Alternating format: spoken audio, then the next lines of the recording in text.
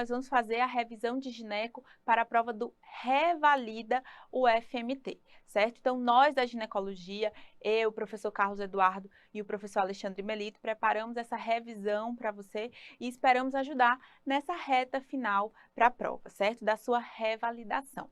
Então, vamos lá. Como é a prova de ginecologia do Revalida? Bom, é uma prova baseada em casos clínicos. Então, no geral, não é uma prova de decoreba, ele vai te trazer um caso clínico e vai perguntar sobre diagnóstico, sobre fatores de risco e, geralmente, esses casos clínicos são relacionados à atenção básica. Então, são casos que você pode resolver na atenção básica ou ele quer que você estratifique a paciente e encaminhe para uma atenção secundária ou uma atenção terciária. Então, você tem que saber o que você pode resolver a nível de atenção primária, o que você tem que encaminhar para nível de atenção secundária ou terciária.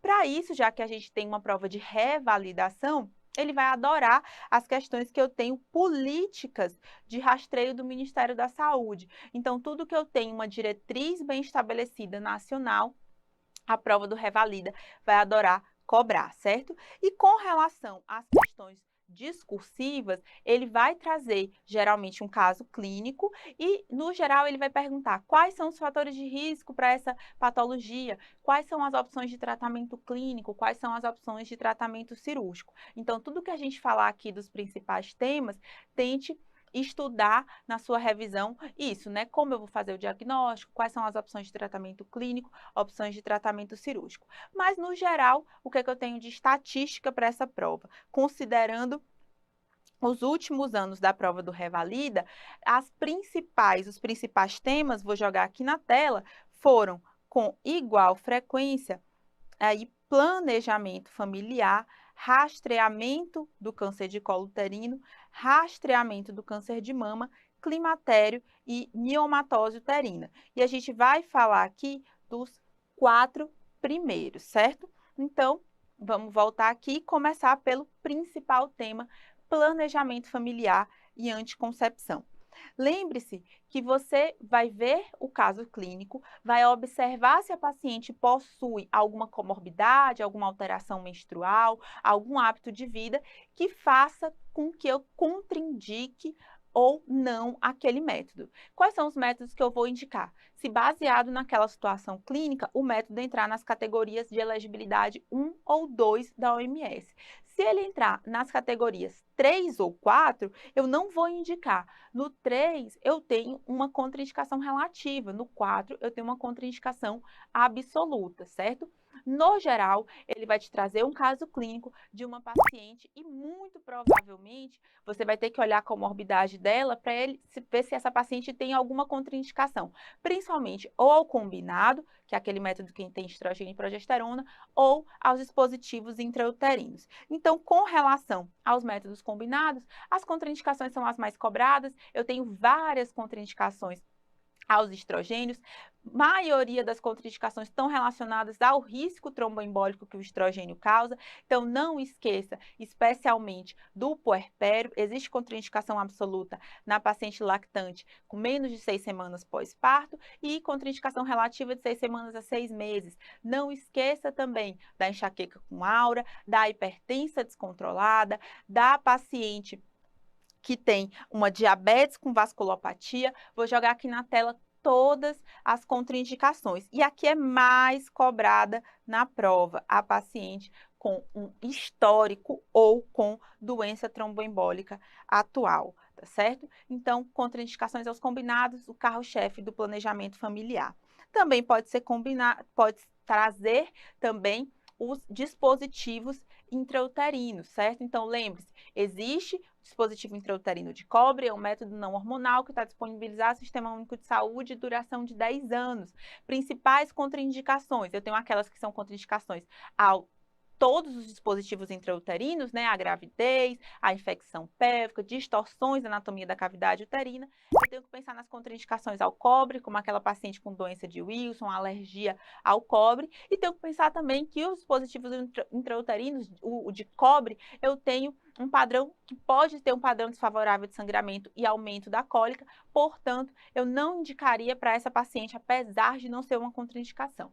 O dispositivo liberador de levonorgestrel tem duração de 5 anos, pensar nas contraindicações, todas aquelas contraindicações aos dispositivos intrauterinos no geral, gravidez, distorções da cavidade uterina, sangramento vaginal de origem inexplicada, e pensar na contraindicação principal para a progesterona, que é o câncer de mama, certo? Então, geralmente é um caso clínico, você vai olhar se a paciente tem, por exemplo, tabagismo, se ela tem enxaqueca com aura, alguma coisa assim que contraindique, principalmente os métodos combinados e depois o que mais cai, dispositivos intrauterinos. Com relação aos dispositivos intrauterinos, eles também costumam cobrar complicações. Eu trouxe aqui algumas. Perfuração uterina é uma complicação que pode ocorrer durante a inserção do DIU. Conduta, observar. Você só vai fazer alguma coisa se a paciente evoluir com instabilidade hemodinâmica. Dispositivo intrauterino na cavidade abdominal. Pode ocorrer após a inserção e perfuração uterina, como também pode ocorrer se esse DIU migrar. Conduta, retirar esse DIU, certo? Se a paciente engravidar com o uso do DIU, primeiro, saber se essa é uma gravidez tópica ou ectópica, certo? Lembrar que, a partir do momento que a paciente engravida com o uso do DIU, existe uma maior chance de gravidez ectópica, certo? Então, saber se é tópica ou ectópica, quando retirar o DIU. Se a gravidez, só posso retirar se a gravidez tiver até 12 semanas e o fio do DIU for visível. E a última complicação, aquela paciente que evolui com infecção ou doença inflamatória pélvica. Então, nesses casos, eu não retiro o DIU de cara. Primeiro, eu vou fazer antibiótico terapia, depois eu vou reavaliar. Reavalio 48, 72 horas depois, se não tiver melhorado, eu retiro o DIU. Como é que isso já caiu na prova do Revalida? Questão aqui de 2017, vou jogar na tela. Então, observe. Paciente com DIU intraabdominal pode causar dano fora do útero se você identifica por laparoscopia, remove no mesmo procedimento. Verdade, é uma complicação, eu preciso retirar. Agora, paciente grávida e com uso do DIU. Identificação precoce da gestação é importante. Importante por quê? Saber se a gestação é tópica ou ectópica. Se for tópica, saber se eu posso retirar esse DIU. Aí, vou jogar aqui na tela novamente, ele fala: com extremidade do DIU visível até 14 semanas, eu mantenho o DIU. Não, até 12, 14 semanas, se eu observar o fio, eu posso retirar, certo? Sempre explicando para a paciente dos riscos. E por último, aqui, se a extremidade final do DIU não estiver visível, eu tenho que tentar localizar, remover, e isso não resultaria em perda de gestação. Se a extremidade do DIU não estiver visível, eu tenho maior risco, vou explicar para a paciente que eu não vou mexer, porque eu tenho um risco maior de perda de gravidez, portanto, apenas assertiva 1 correta, tá certo? Bom, considerando agora, segundo tema mais frequente, rastreamento do câncer de colo. No geral, vai te trazer um caso clínico. Nesse caso clínico, o que é que você tem que focar? Idade da paciente, atipia citológica. Então, olha a atipia citológica, veja qual é, se tem indicação de repetição da citologia ou indicação de colposcopia, ou se também essa atipia citológica indica repetição da citologia, olha a idade da paciente para ver o intervalo de repetição. Então, quem é que vai rastrear? Toda paciente que tem ou teve atividade sexual e está entre 25 e 64 anos. A paciente imunocompetente faz os 2 primeiros exames com intervalo anual. Se os 2 forem negativos, ela vai para o rastreio trienal. O rastreio é diferente na imunocomprometida. Ela começa o rastreio depois do início da atividade sexual, os 2 primeiros exames semestrais e depois ela fica fazendo anual. Com o detalhe da HIV positiva com CD4 menor do que 200, que eu mantenho o segmento semestral até essa paciente conseguir o CD4 acima de 200. Bom, como eu falei, tem pacientes que tem atipias citológicas que vão repetir a citologia. Quais são essas atipias citológicas? Lesão de baixo grau, que eu repito acima de 25 anos, eu vou repetir com 6 meses. E o ASCOS, que são as células escamosas atípicas, significado indeterminado. De 25 a 30 anos, eu repito em 12 meses. De 30 ou mais, eu repito em 6 meses. Se na repetição eu mantiver a atipia citológica, ou seja, se eu tiver 2 baixo grau ou 2 ascos, ela vai para a colposcopia. Qualquer outra atipia citológica, também vai para a colposcopia. Agora, se a minha paciente for imunocomprometida, qualquer atipia citológica, ela também vai para a colposcopia. Lembrar que a esterectomizada pode ser excluída do rastreio. Quais são as condições? Se esterectomia total, ou seja, ela retirar corpo e colo uterino por doença benigna, por exemplo, mioma, e se ela não tiver uma história prévia de tratamento para doença pré-maligna ou maligna, certo?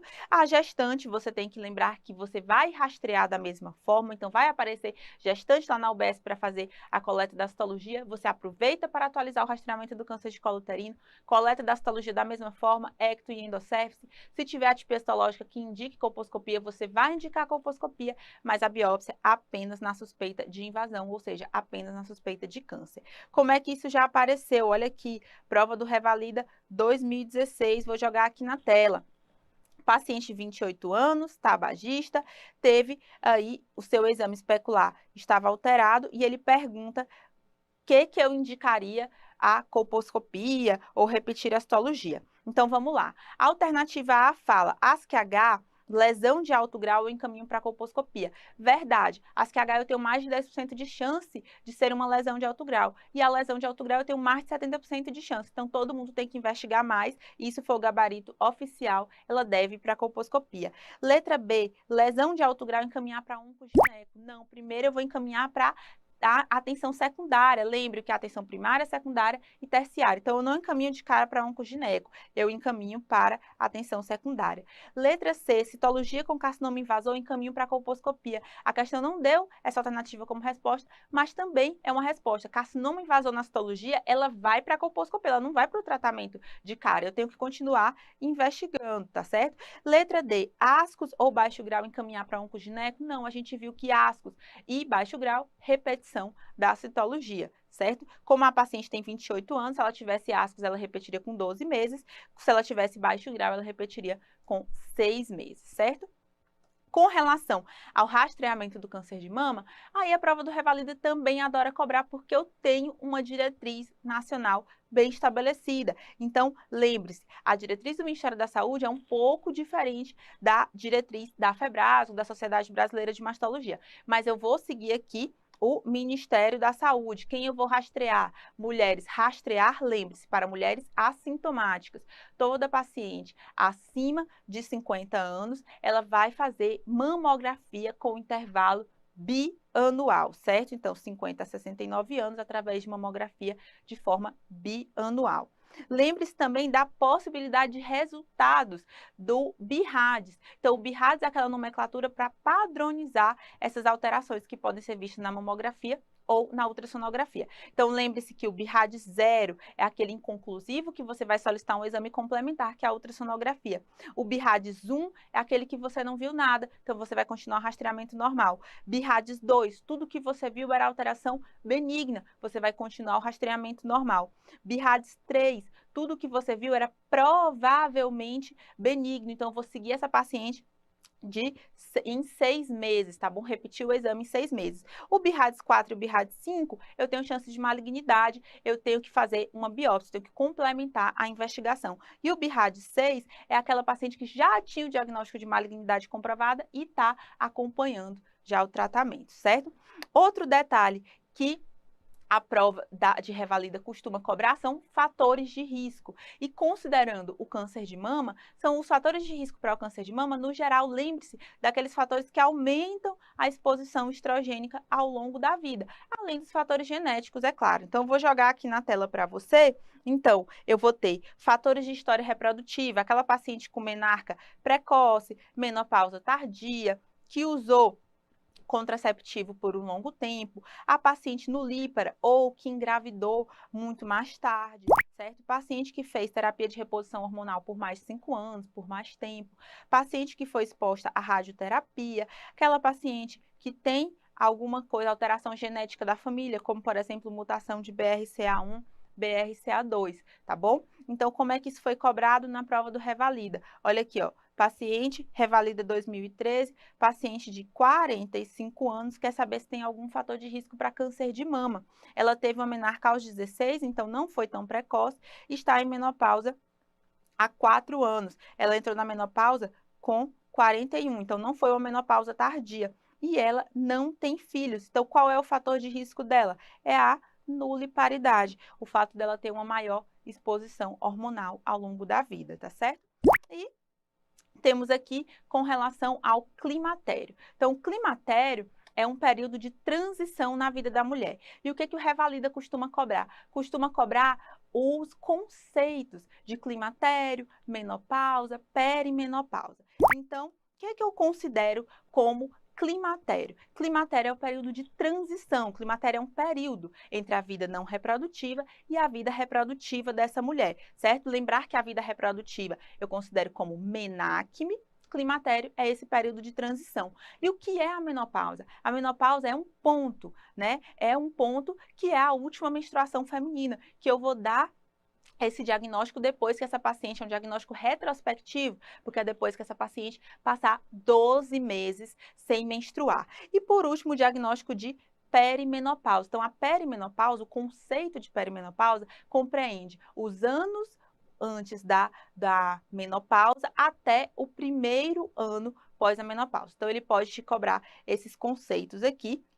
Por isso é que eu te trouxe essa questão, vou jogar aqui na tela. Então, em relação ao climatério, marque VOF, ele fala que o climatério é um período de transição da fase não reprodutiva para o reprodutiva e ocorre entre 48 e 75. Então, realmente, o climatério é essa fase de transição, mas ocorre normalmente entre 40 e 55 anos, portanto, alternativa, a primeira assertiva falsa. Jogar aqui de novo na tela. Pensar que é uma fase biológica da vida da mulher com período de mudanças nela, psicossociais, sexuais, ok.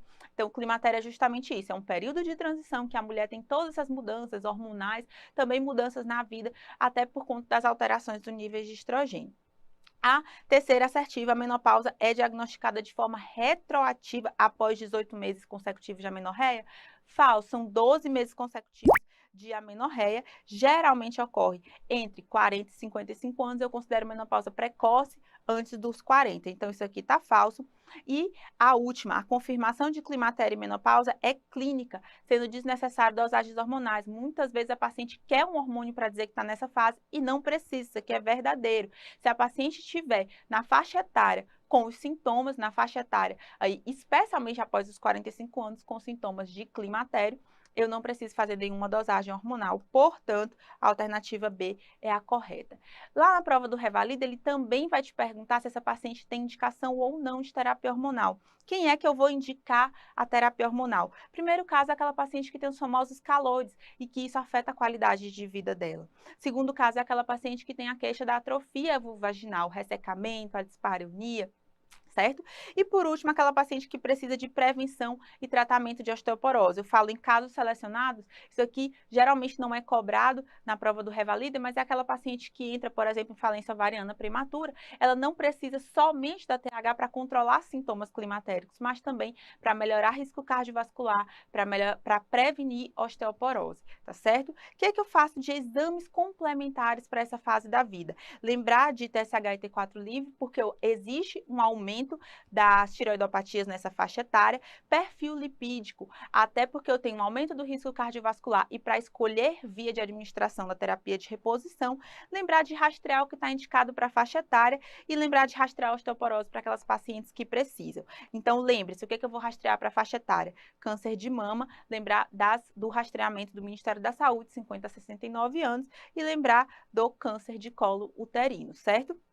Lembrar também, não é ginecológico, mas lembrar do rastreio do câncer coloretal, tá? E para toda paciente acima de 65 anos, e vou jogar aqui na tela que tem algum desses fatores de risco, eu tenho indicação de densitometria óssea, tá certo? Para rastrear osteoporose. Bom, ele vai te trazer um caso clínico e você tem que avaliar se a paciente, primeiro, tem indicação de terapia hormonal, segundo, não tem contraindicação à terapia hormonal. Quais são essas pacientes que têm contraindicação à terapia hormonal? Paciente com doença hepática descompensada, paciente com câncer de mama ou doença precursora de câncer de mama, paciente com sangramento genital de origem desconhecida, hipertensão descompensada, doença coronariana, tudo isso não pode utilizar a terapia hormonal, certo? Depois você olha nossos slides lá no grupo do Telegram para olhar todas essas contraindicações. Se você resolve indicar a terapia hormonal, lembre-se de indicar via sistêmica, se ela tem sintomas vasomotores, se ela tem útero, eu tenho que associar a progesterona para proteção de endométrio, se ela não tem útero, eu faço apenas estrogênio. E se a minha paciente tem apenas sintomas de atrofia vulvovaginal, não tem sintomas vasomotores, eu apenas faço estrogênio vaginal. Se eu opto pela terapia sistêmica, porque a minha paciente tem sintomas vasomotores, eu tenho que escolher a via oral ou a via transdérmica. Lembrar que a via oral aumenta o risco tromboembólico, a via oral tem redução de androgênios, porque aumenta a SHBG, ela aumenta o HDL, reduz o LDL, mas aumenta triglicérides, tá bom? Ela é mais conveniente e econômica e tem mais opções disponíveis. Por outro lado, eu tenho a via não oral, que reduz o risco tromboembólico, é melhor para pacientes, por exemplo, tabagistas, pacientes com hipertrigliceridemia, tá certo? Não aumenta a pressão arterial e tem desvantagens que tem poucas opções disponíveis e o custo, tá certo? Mas, no geral, para a prova do Revalida, olhe o caso clínico, veja se a paciente tem indicação de terapia hormonal, se tem indicação de terapia hormonal sistêmica ou apenas vaginal, se tem contraindicação, tá certo? Então, com relação à nossa revisão de gineco, era isso, mas baixe nossos slides do Revalida, que tem muito material bônus lá. A gente te deseja uma ótima prova e depois